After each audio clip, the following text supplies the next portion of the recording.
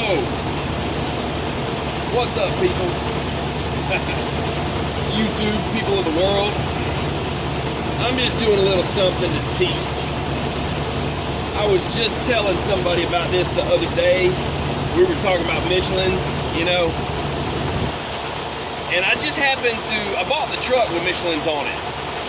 I've used other tires. We're not gonna get into them because right now, I guess I'm supporting Michelin. They're not paying me for this or nothing, but let's be real about stuff. If you're gonna teach about the Michelin tire, I'm gonna talk about the Michelin tire. So, I picked up a nail. Maybe the drivers that are out there, maybe, are looking right now going, dude, that tire's off the rim.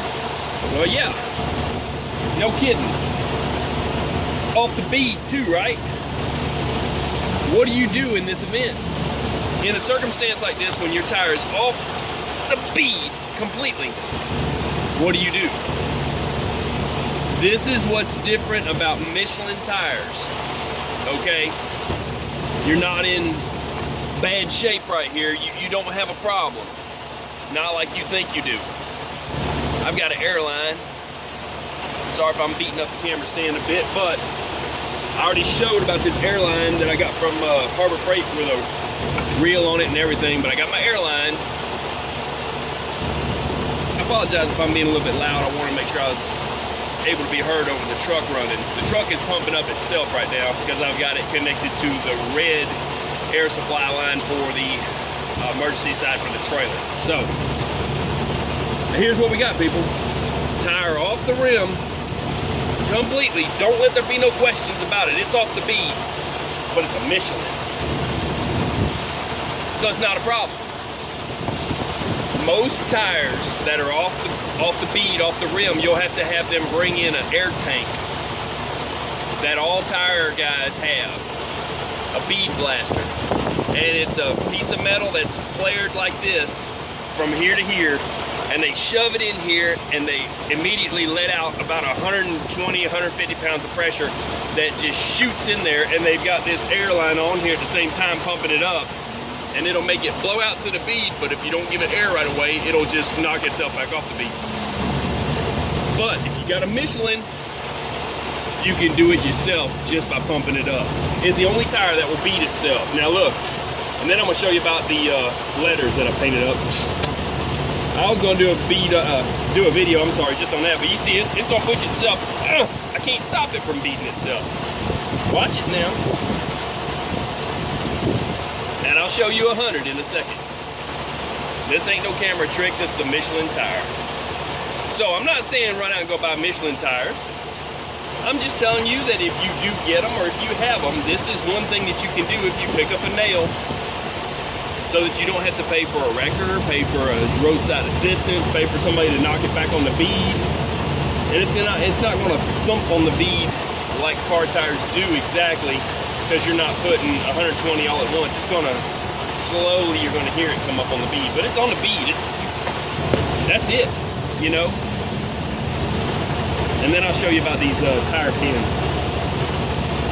But it's gonna take a minute to pump 100 into this. I might just have you take my word for it that you can put 100 pounds of pressure in a tire. But it's on the bead. There's probably about 60 pounds of pressure in it now. It just overnight, it just died out. I know where the nail's at. I'll get them to pull it and patch it from the inside. That's the proper way to do it. And they put a plug in it also. I've already shown that on the video. But this is what Michelins do. I wanted to show this. This is no camera tricks or no BS. This is the truth. If you got Michelins, you can rescue yourself. You're tight. So, nothing against any other manufacturers, but they know what's up.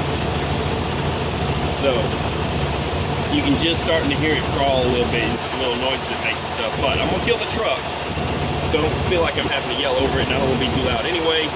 And that is how to bead a tire back on the rim on an 18-wheeler if you have a Michelin. And then I'm gonna show a little something that I wanted to show the other day, because I started on these, and it's less than perfect.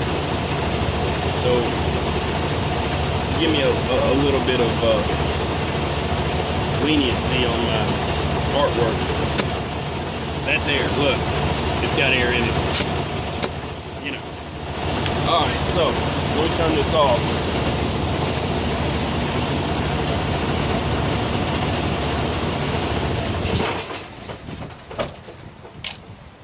Now,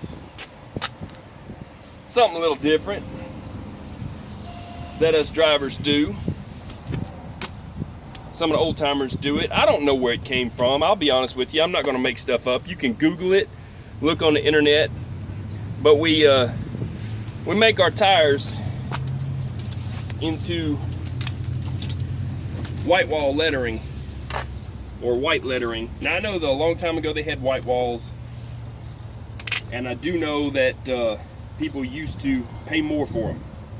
Nowadays, when you have white walls, unless you're running an old school Impala and trying to make it look period correct for a car show or something like that, a lot of people buy white walls because sometimes they're cheaper from Continental or what, and they'll have the white wall facing the inside, because the tire mechanic will ask you, you want the white wall facing in or you want it facing out?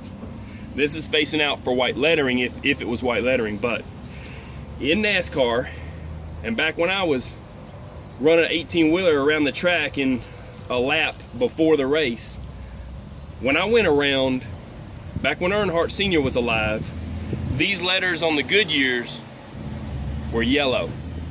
So I'm gonna show you a little something real quick. Let me move my view.